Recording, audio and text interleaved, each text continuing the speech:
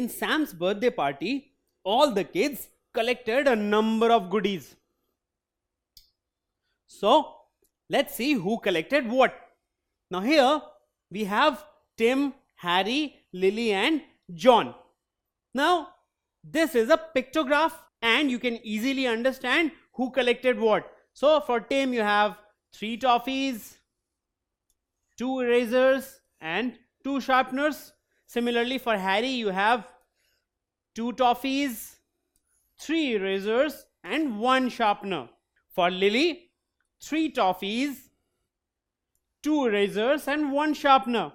And John, 4 toffees, 1 eraser and 2 sharpeners. So let's write this information in the form of a table. So this is the pictograph and this is a table of the same data. So as you have 3 toffees here, so 3 has been mentioned. You have 2 toffees here, 2 has been mentioned and so on. So this is a pictograph and this is a table. Now if I ask you to interpret information from any one of them, which one will you choose? Well, I would definitely choose this pictograph.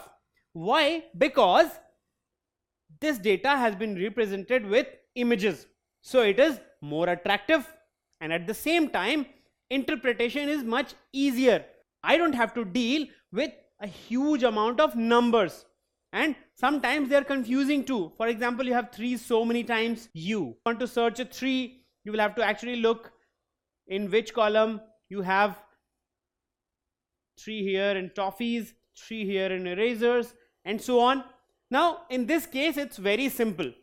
None of these information have been mentioned like toffees, erasers or sharpeners. You just have the names and from the images you can easily understand what stands for what. So it is much easier to interpret. So definitely pictograph is much easier to interpret compared to a table. So this is the biggest advantage of a pictograph, that it is more appealing and easier to interpret. Now if I ask you to make a pictograph of this table, we know that pictograph is very attractive and it can represent numbers very well. So can you represent this data or this table as a pictograph? Let's try to do it. So here you have 8 red squares, isn't it? So let's draw a pictograph of this. So 1, 2, 3, 4, 5, 6, 7, 8. I could barely fit 8 squares in this. Now if I want to draw 15 black squares, can we do it? Let's try. So 1, 2, 3, 4, 5, 6, 7, 8. Now definitely this place won't be enough. So let's try with some smaller squares. So after 8, let's take a small 9, 10, 11, 12, 13, 14, 15. It has already started to become very confusing. It's no more the same attractive pictograph which you saw earlier. And now you have 24 and 18, much larger numbers. So in this case, pictograph is not very advantageous. So in this scenario, table is more advantageous. And what is the main advantage of table? Well, it can represent any number, however large it may be. But in case of pictograph, well, if you have very large numbers, you cannot keep on drawing one object 24 times, 25 times, maybe even 100 times if the data is that way. So it's very important that if you are dealing with very large numbers, you represent the data in the form of tables. If you start using pictograph in case of very large data, then it will be very difficult to represent, and actually it will become very clumsy.